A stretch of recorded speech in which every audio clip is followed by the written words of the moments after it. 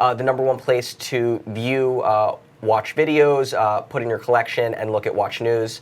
You guys have sent in tons of emails with feedback on bugs that we have, things that we can add to the app, suggestions, as well as models that aren't currently there. We're working as fast as we can to get everything in, so please be patient, but continue giving us the feedback because it's really much appreciated. And we've got a brand new format of the app that's going to be launching very soon. Yeah, and if you're wondering why the new 43mm Sea Dweller isn't in there, don't worry. It doesn't happen this time. My developers are, I don't know, we're going to waterboard them, walk the plank, execution, no dinner, something bad, because I've been telling them, new Sea Dweller for 2 months. Yeah, no. So I mean, keep sending it in. I mean, some of those, references, we know, and we really are, we're doing our best also to get the relevant market data up there for you guys. So, it doesn't just show something that doesn't make sense. Starting things off, why don't we do a little bit of, what's on the wrist tonight? Okay. Well, fire away, Brian. Okay, so I will go first here. This is actually my latest acquisition. Almost, it's a grail of mine. So it might be hard to see. Let's see if it pans over. So this is a Vacheron Resonance 1 with the brass movement. Here, I'll take it off, Tim. Maybe it's a little bit closer for you to show. Yeah, definitely. So this is the Resonance 1 with the brass movement, made in the early 2000s. Pink gold case. It's got like a patinaed salmon dial.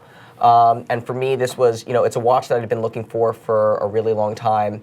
If you are able to zoom in on the dial, you'll be able to see that it's just starting to patina and fade a little bit in certain spots, which I absolutely love.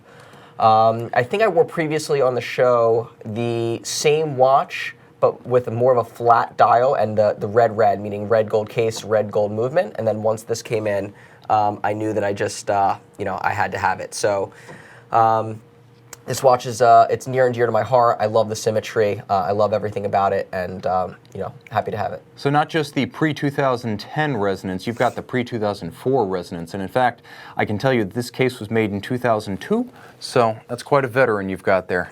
Thank you. What about you? Okay, well, I'm still wearing the watch that I brought back from my trip to Vacheron. Now, granted, I also brought it with me, so it's not as though I brought one back, so to speak. Foudroyant chronograph, time of day, 2 watches in 1 case. This is my Duomet chronograph. I love it to death. On my wrist for 3 weeks now, and it's gained 8 seconds. That's a monster right there. So we actually just took in, let me see that again. Yeah, so we actually just took in, I think it was posted to the website, the Lunaire version of this watch. And if you stay tuned to Watch You Want Watch Reviews, my review channel, I just filmed that watch today. It'll be online tomorrow. So it is absolutely amazing. Limited to, what, 250 pieces? 200 even. 200 pieces. The watch is gorgeous, and I'd like to single-handedly say that you are keeping the duometry business going here in the United States. It's an honor. But, and a mission. I'll give this back to you. But particularly the black dial white gold variation, I think, is some of the nicest. And actually, probably they should have made it in larger quantities than the limiteds that they did. I'm not asking for more, guys. Hold the line right there. And thank you guys again.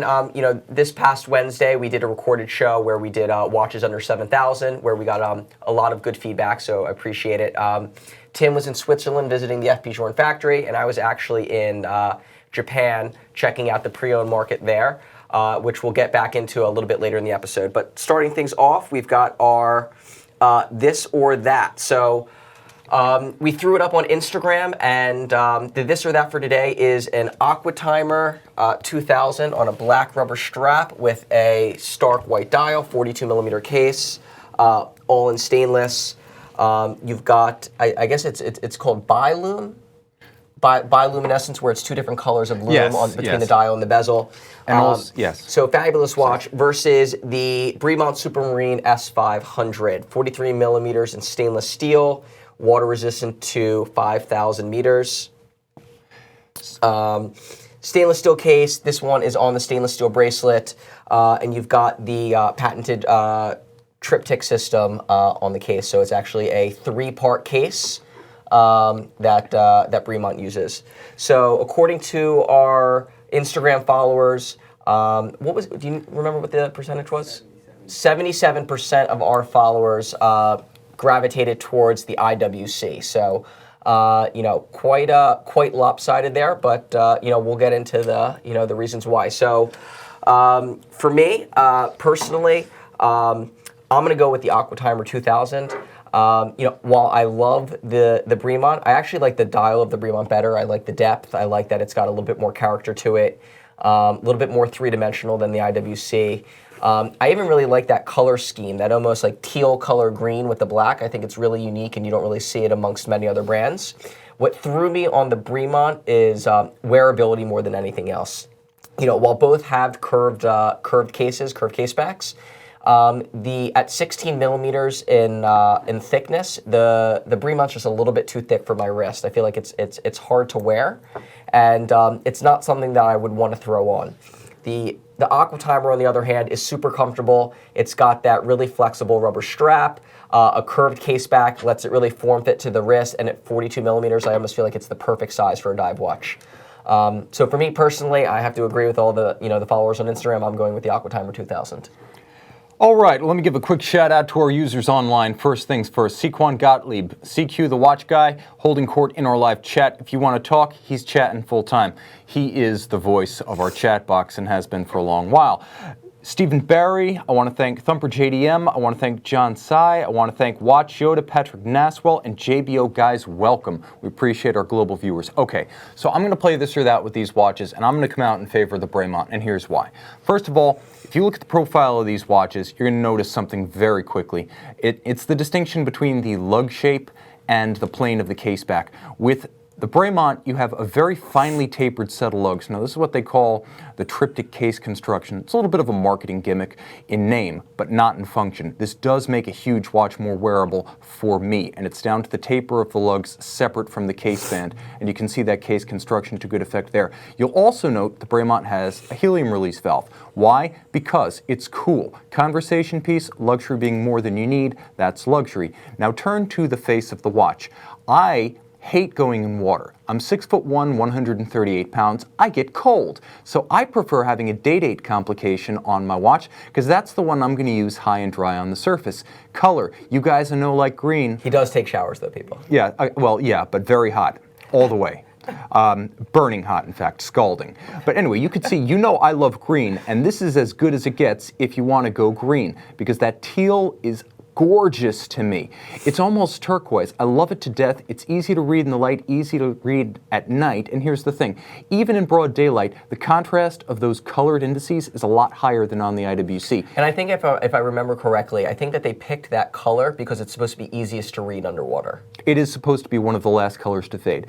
Bezels. Okay, this is interesting to me, guys, because it's rare you have two relatively entry-level divers, and these are both sub-$5,000 options, and they both have sapphire bezel caps. So both of these bezels are fully luminescent. That expands the luminescent plane, kind of like a Blancpain 50 Fathoms, but for about a third of the price. The other thing I love is that, hey, it's a certified chronometer. That is something you can use because precision is always valued, especially when we're looking to differentiate two watches that are very close in size, form, function, and price. Now let me add one more thing that I really love about the Bremont. Full bracelet. I always say if you can get a watch on a strap or a bracelet and you have the choice, get the bracelet and buy the strap. Keep it for its value. Now here, not only do you get a very nice, very robust bracelet from Bremont, but this particular watch comes with an accessory strap. To me, that's real added value, and that's the way I'm going to wear it, frankly. But having the bracelet for the resale value, or should you wish to ever just equip it with a forever band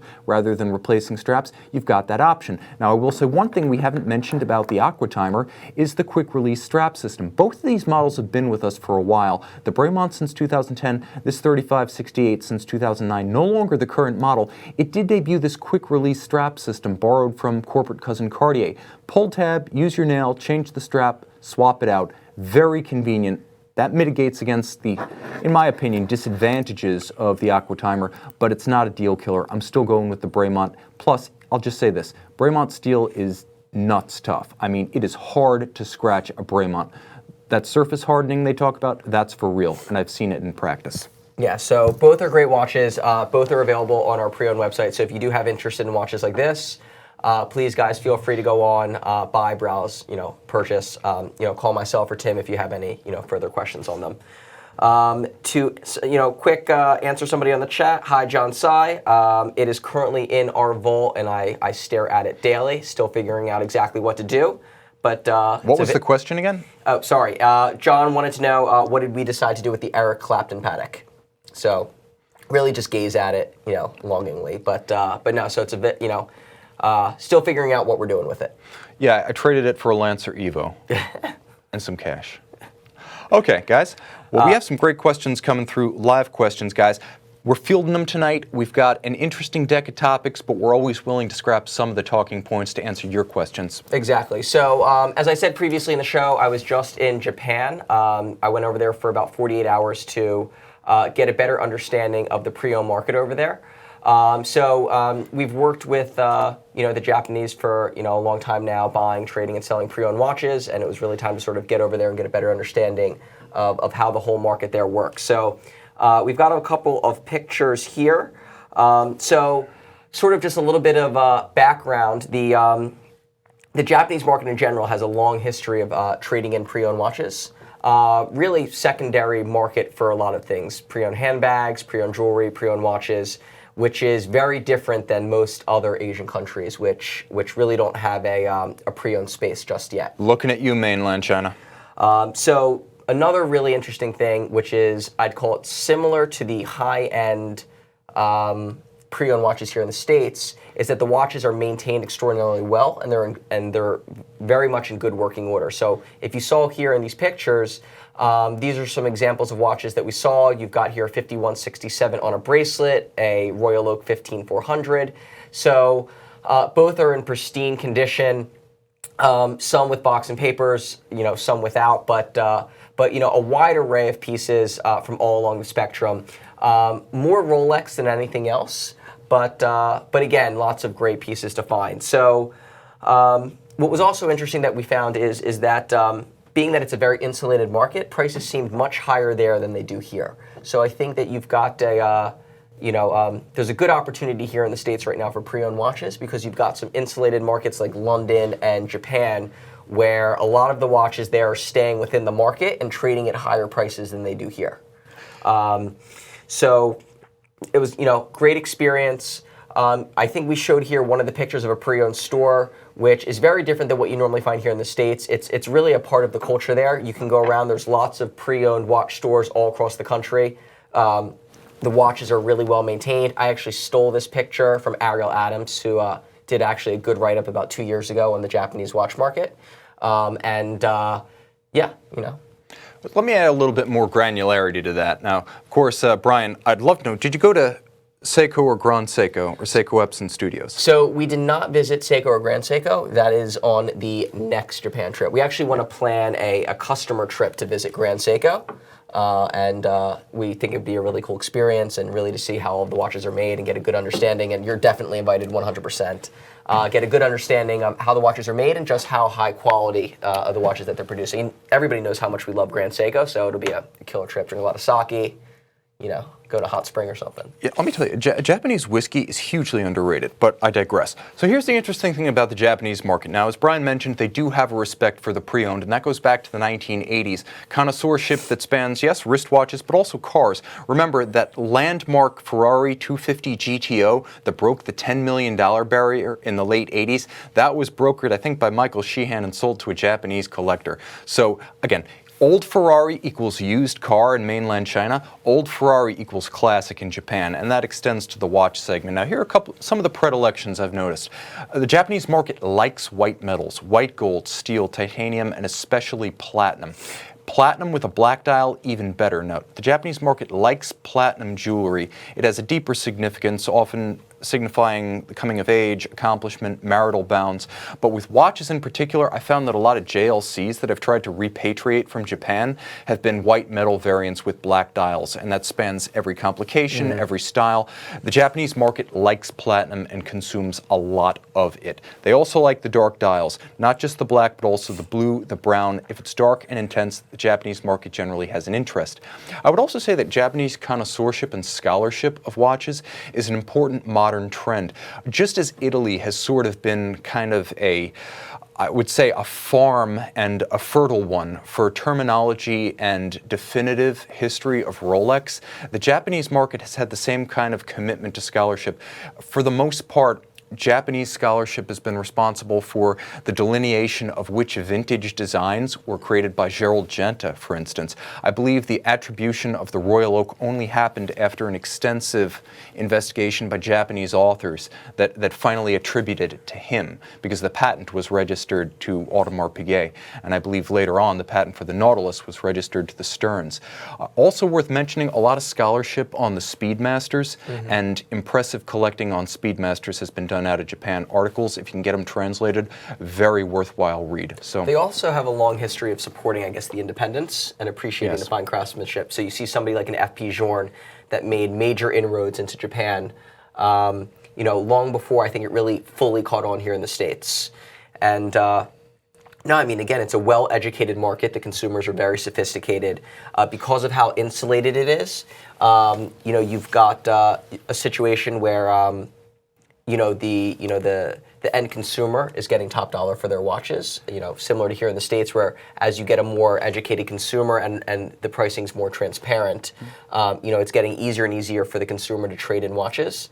And over there, it's every few blocks or so, there's another secondary market store where you can trade in an item. I would also say this: the Japanese market, the collector market, new and pre-owned and vintage, it's more sophisticated than the U.S. market. It's at least a decade ahead of where we are. Mm-hmm. And one thing that that we spoke about with a lot of the dealers and retailers over there is that the Japanese market as a whole wants the newest items, which is what perpetuates the trading in of the older items, the older Rolexes, Jaegers, Vacherons, and things like that. They're really they're not just selling them to sell them. They're replacing them with newer items, which is a really good, and it's really healthy for the market. That's a fact. So moving on. So I want to talk a little bit about the Vacheron Historique 1942 and 1948 that was just announced. So Yes. These two watches in particular, if you go on our app, I'm sure that you've seen there's been a lot of press on them. You've got the triple date was brought back under the Historique line. These watches, it's a recipe that all the brands are doing now. Bring back a vintage watch, put it in a more modern era case, make it a little bit better, use a modern movement, and boom, voila. So, but one thing that I have to give Vacheron credit for is that they were really doing this before anybody else. Their Historique line, I think, was a little bit ahead of its time. You had the driving watch was sort of that big hit. Was it the 1921? The real launch pad for the Historique was the 47101 in 1994. That was the big kickoff. Okay, well, we'll move past that to the 1921 is the watch that I think a lot of people said, damn. And then, that was a real hit for them. And then after that, they had a couple misses, a couple hits. But I really think that, they built a fan favorite here. So hopefully some of the pictures come up for you guys to see. If not, you guys have, oh, there they go. Thank you, technical team. So here we've got the first one. This is the Historique 1942. This watch is being produced only in stainless steel. It is not a limited edition. Modern case size at 40 millimeters in diameter. You've got the Corne de Vache lugs, the triple register, blue accents. This to me, where it's an absolute winner, is that if this was last year, Vacheron would have made this watch in platinum, and it would have been like a $60,000 watch. And it would have been limited to 100 pieces, and everyone would have been like, what are you guys doing? Like, all you have to do is make it in stainless steel at a good price point, and people will buy it. And they say, oh, okay, yeah, well, production. But you know what? This is a knockout winner. And they did it in steel. They brought the price in at under $20,000. I think that you're going to see that this is very popular amongst not only people that collect Vacheron, but people that are looking for a stylistic watch like this. And with so few points of distribution left here in the States, I think they're not going to be too easy to find. So the watch is absolutely beautiful. We have a photo of the case back there. There we go. I'll let Tim, who I'm sure knows more about this movement than I, give you guys a little bit more knowledge on that. Yeah, all you really need to know about the movement is that it's a 4400 manufactured manual wind, 60 to 65 hour power reserve with or without moon phase. Beautifully executed, thin in Vacheron's fashion, nicely done. For me, it feels out of place in a steel watch. with a printed dial and relatively spindly steel hands. But you guys already heard my in-depth views on these watches on Monday, so I'm not going to go too far off the reservation other than to say I still believe that the better entry level for people coming into the Vacheron brand from popular sports watch models and brands is the key to Lille and steel. That's still how I feel. I do feel that this model will be successful though. Yeah, so I definitely think the steel is going to be the most successful of the three. You then have the 1948 piece, which has a retail of $35,000, which for Vacheron, this is still, I think, a very competitive price point. You're going to have 200 pieces. It's a limited edition in red gold with red accents. And you're going to have 200 pieces with the red gold with the blue accents. Oh, yellow gold is the Is it yellow one. Yeah. or rose? I'm pretty sure it's yellow. Pretty sure one. I think so. One's yellow. I think one's rose. Wow. Well, we'll fact check that. We will I could be fact wrong check on that. I had thought it was rose, but no. So, and what differentiates this watch? Obviously, you have the moon phase there, which is absolutely beautiful, and it's a nice contrast from the steel version of the watch. But we are going to fact check this right now just to see if Tim Mosso is wrong. Oh, it's entirely possible that I'm wrong. Rose gold, people. Well, let's double check. We're going to double check. Oh no, the original watch was made in yellow gold. I think the new one is rose gold. Okay, so we can both be right here. Okay. Plus, I covered this topic on Monday. But no, so both are going to be, all three are going to be available at retailers. I would say that, if this is going to be a watch that you guys would want, I would definitely get your name in early because I can't imagine that they're going to be, delivering many in the beginning or at all. And, even the steel where it's not actually going to be a limited edition, I'm sure, that for Vacheron it's going to be limited production and not, easily accessible. So all great watches. And this sort of like segues into a topic that I wanted to talk about a little bit is, are dress watches, like really, really traditional dress watches, a thing of the past? Because I see a brand like Vacheron that was so known for just simple, classic, round watches, really moving into more of a direction of, of building watches like this with the Corne de Vache lugs that I would say are a little bit more casual. Nah, I think this is still a dress watch. I think more casual would be like that key to Lille and steel. Because at 40 millimeters, I mean, nobody would count it as a dress watch. I mean, it's almost like watch. a cross piece. This is a dress watch right here. This is 42 millimeters and it's a dress watch. Well, this I would say is, and to my point, a modern era almost dress watch. Is that I'll throw it up there as an example. It's the recently discontinued Patek 5120. Which to me is what most people associate as a dress watch. Small, thin, 35 millimeters. They made it in white gold, yellow gold as well. But that I think that most of the manufacturers now are producing watches less like this and more casual in nature that people can dress them up and dress them down due to the demand of what the sports watch has done. You take a Richard Mille that people are now wearing, Richard Milles, black tie, they're wearing them to the beach. Same thing with Nautilus. Nautilus is, steel watches are 20% of Patek's production. So if you take into account Nautilus and Aquanaut, you're probably only getting about 6,000 Nautili. We'll use Nautili as the plural term, Nautili a year. So, and it's their number one, product category right now. So with only 6,000 watches per year, that's why the demand's gone crazy. And same thing for Rolex, same thing for AP. So you've seen these, I'd say transitional dress sport watches really taking over. And now I think the brands feeding into that demand are producing less and less of that more classic round dress watch. And, you're seeing some brands discontinuing the references in general. And I'm wondering if that's if they're just, if that sort of, your grandfather's watch is just moving away. Well, if your grandfather's watch is 33 to 35 millimeters, then yes. But dress watches are not going away. First of all, those new Vacherons are dress watches. You're not going to catch anyone swimming in them.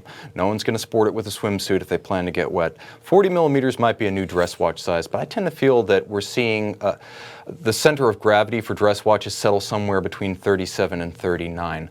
I don't see Patek Philippe discontinuing the 5116 with the enamel dial in 36 or the 5119, which is the same watch in 36 without enamel dial. I don't see Vacheron discontinuing the vast majority of its watches, which are all dress watches. I don't necessarily see them discontinuing discontinuing the watches, but you're seeing the demand for those watches decrease dramatically.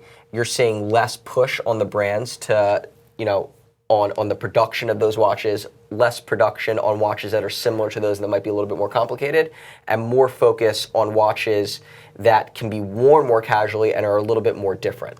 What I think, honestly, is that you're just seeing more steel being pushed. I don't. If by dress watch you mean gold, then yeah, you're going to see less of those. But you're seeing a lot of formal watches in steel being issued, and some of it's coming from brands that, frankly, I didn't think would be doing steel.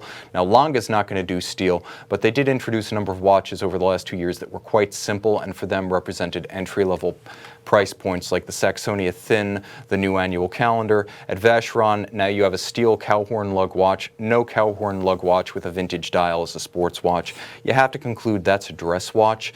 And across the board, even with Cartier, which is focusing more and more on steel and the sub $12,000 watch, they're in formal styles. You're not seeing a return of the Roadster. You're not seeing a huge push to revive the Santos 100. I do feel that dress watches from brands that are dependent on them will remain strong, but I think at the moment, steel generally means a sports watch, and the market wants steel.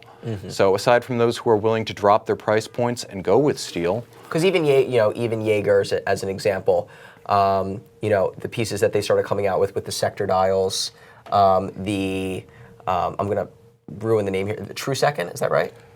well, the Geophysic True Second. The Geophysic True Second. So these are watches that, again, are classic in nature and could be worn for dress if you wanted, but it's somewhat transitional. I mean, they want people now want to wear their watches all the time, and they don't want to know that that's my tuxedo watch, that's my suit watch, that's my sport watch. People want watches that they can dress up or dress down and wear more often than not, and I think that brands are starting to, to start producing more to what people want and less what they just, what they think people need. And which is, I think, a first time for the Swiss watch industry. I think that's for us in Europe, maybe. But I do think, first of all, the sector dials are dress watches. You can't swim with them. They're based on watches that are all in the master line, which is dress watches. But if you look at the #1 growth category of watches, really for the last 2 months, it's been precious metals, and by a huge margin. Mainland China's coming back, and they're demanding precious metal. And I suspect before too long, if we see a revival in earnest of Western Europe and the United States, we're also going to see a demand not just for precious metals, again, from brands that generally produce them, but also, yes, of dress watches. Granted, here's the thing. Rolex is the biggest name in watches, and there are quite a few companies with names that start with, O and B that are often chasing Rolex's coattails, and they're generally going to offer watches in that mode. IWC is a sports watch company. Even Audemars Piguet, red hot right now with Steel Royal Oaks, you're still talking about a watch, at least in the case of something like a 15202, that's been around for a long time. Mm-hmm. I don't see too many new model lines launching that are sports from dress watch companies. So I think in Vacheron, you're going to still have dress watches across the board. I think, the differentiate between dress and sport, what I'm saying is merging. And the brands themselves are creating watches that are in between. It's not necessarily you can't wear a True Second with a suit. Like, of course you can. You can wear it that way. But they're making watches that people can wear with a suit, but then also more casually if they want, because they don't want to pigeon themselves into too tight of a corner. But what I think generally is that the 35 millimeter dress watch is dead. Is dead. The steel dress watch, the 40 millimeter, the 39 millimeter, I'd say that's for real, but I don't think dress watches are going anywhere. Do you think it's going to be there for a long time? Probably. Yeah, I do, because you're seeing case sizes being pared back. Even IWC with the Pilot's watches in 2016, everything but the big Pilots stepped back in case size. Mm-hmm. The Reverso Squadras are long dead. And frankly, I don't think we're going to be seeing too many more 45 millimeter dress watches from Cartier. So I think, maybe the extremes of size are gone, and at the same time, you're not going to see the 33 and you're not going to see the 43 millimeter dress watch. But I do think dress watches are alive and well. Ask anyone who owns a Reverso. Okay, questions. Let's take some live questions. We got a question right here from Mike K. Gents. Brian, what are your thoughts on the Omega Speedmaster Reduced? Would you buy one? Where's the question? It's way up the chat box. I just wanted to go back and honor some of that. Yeah, so I definitely think that I would. For me in general, I was actually eyeing more recently one of the tribute pieces. But no, I mean, I think that a lot of these watches that Omega's coming out with now in general, they're positioning themselves really well. They're definitely fitting into that niche where I think, Rolex is left a little bit due to price point. So, the Speedmaster Reduced is, overall, a great watch. You've got... I would say realistically, if you're going to get the Reduced, get the 2006 to 2009 last of the line, because you'll get the Reduced case, but you'll get a sapphire crystal, a dial that still glows, and much, much better bracelets and clasps. Unless you're buying a Schumacher from the 90s and you're looking at it as a collectible, go with the 2006 to 2009s, Mike. Those are the best of the breed. Because one of the things that always bothered me on the Reduced were the Hesley crystals. Yeah, not a problem after 2006. And, I feel like they're the easiest thing to mark up. And, once it's there, like, if you don't have a watchmaker sort of ready to go, ready to polish that thing off, like, it's super, super cumbersome. And I used to have a Reduced back in the day. And one of the nice things about it, though, is it is easy to service. You can pretty much take it to any... As long as you have the movement holder for the modular chronograph. But... Mike Michaels. Mike Michaels does. He's also Omega trained. But one of the things that I do like about the watch is that you can pretty much take it anywhere in the world, and honestly, somebody can fix the thing. Here's a question from Juan. Juan is asking, Tim and Brian, this is right along the lines of what we were talking about, but would you say a 35mm Longa Saxonia with silver or blue dial is too small for a 6.5-inch wrist? I definitely don't think so. I mean, I think that it really depends on what kind of style of watch you like. At 36mm for 6.5, I mean, I'm probably like a 6.5, 6 3/4, right around there. Yeah. Probably right around there. And so that's a 38, right? This is a 38. For scale. So the 38 fits me comfortably, but I definitely don't see any problem with myself or even somebody like yourself wearing a 36. I still think you see a lot of people wearing Rolex Datejust, which are 36mm in size. And especially a watch like a Lang that that are meant to be worn a little bit more tailored and not as large.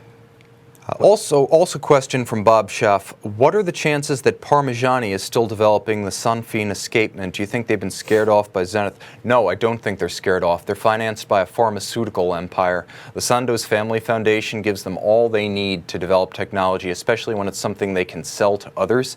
Whether you call it Sunfin or the Génécante regulator. Parmigiani is like unlimited money. Yeah, unlimited money, especially for Vacheron, which is a cash driver for them. They make movements, they develop technologies, and they sell it around the industry because it's very good stuff. I think, if anything, this probably redoubles their interest in developing that into a marketable product, because they did have a big head start, and they certainly have the resources to make it a warrantable, saleable consumer item. Yeah, I mean, I have to think that if Parmigiani was making watches, and they really had to turn a crazy profit, they probably wouldn't be here right now if they didn't have that bankroll. I would also throw this out there. CQ, the watch guy, in the chat box is mentioning Dufour is huge in Japan as well. They love the independence. If anyone thinks dress watches are dead, save your bullets for the end of October, when one of 9 Philippe Dufour dualities, a wee 34mm, is going to sell for the price of a very nice house. I think that watch is going to do very well at auction. Dress watches are cool if they're cool. It always comes down to the model, and I think Brian and I would agree on that. If the model's sexy, it'll sell in any era. I would take it. Yeah, absolutely. I would even buy it if I couldn't get away with taking it. Tim, how would you compare Japan to the Hong Kong market? This is from Joseph Gizzy Jr. I would say one thing is important. When people shop in Japan for watches, they're often buying for themselves, and they're often Japanese. When people shop in Hong Kong, it's often watch tourism. There's got to be some way that 10 to 15% of the world's Swiss watch production makes its way to a single, like semi-sovereign island entity. It's not because they're all buying watches themselves. Yeah, you've got the entire U.S. watch business pretty much like a 3-mile span. Yeah, it's like an aircraft carrier with like 15% of Switzerland. Well, Hong Kong really serves that entire portion of Asia. And one of the other big differentiators, I think, is when you talk about the Japanese market, I think you talk about secondary market watches, pre-owned watches. When you talk about Hong Kong, you're really talking about gray.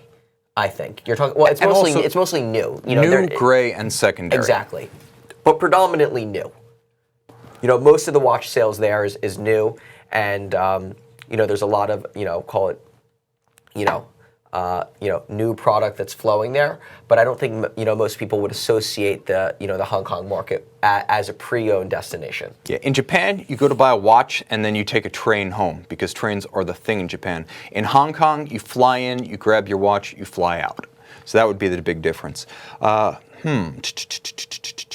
right, so we have a question right here, and this is from Captain Zed, thinking about getting a pre-owned watch for his 13-year-old son from Dad to George, engraved. But should I hold on for an 18th or 21st birthday, providing he doesn't become a DB? I'm thinking Rolex Sub or Explorer. Hey, let's call back a favorite from earlier in the show, Speedy Reduced. Why not? All right. What else we got there? We've got a... well, what's up, people of the free world? I think that might have been a viewer from North Korea. I'm not sure. All right. Commentary. We can talk about here. Why don't we talk about a little bit about this Oris that we have over here? So this watch here is actually on loan to us from Oris. This is the Oris Big Crown 1917, limited to 1,900. 1917. Why not? And this is a watch actually that I talked about on one of my very first shows as a watch that I absolutely loved when I saw it. And I think that this was one of those, when we talk about vintage recipes, that Oris did perfectly right. It's straightforward, to the point. It's got that sort of concave dial where you've got a lot of depth. Yeah, you handle it. You've got a bun strap. So I've just been wanting a bun strap for a while now. I don't know why. I would pretty much put it on any of my watches, but this one, fits the bill. It's like a super supple leather where it sits really close and soft to the wrist. I love the watch. It's a really affordable price point too. It's around what, 3,000-4,000, I think. I think it would probably be even less than that. We'll double check that. We can be definitive. 2,400 retail. Swiss franc, 2,400 Swiss franc for all of you out there. So I don't know, it's about probably about 2,500. 2,500 bucks. So it's a great watch. I think that this is one of those watches that's it's extremely casual.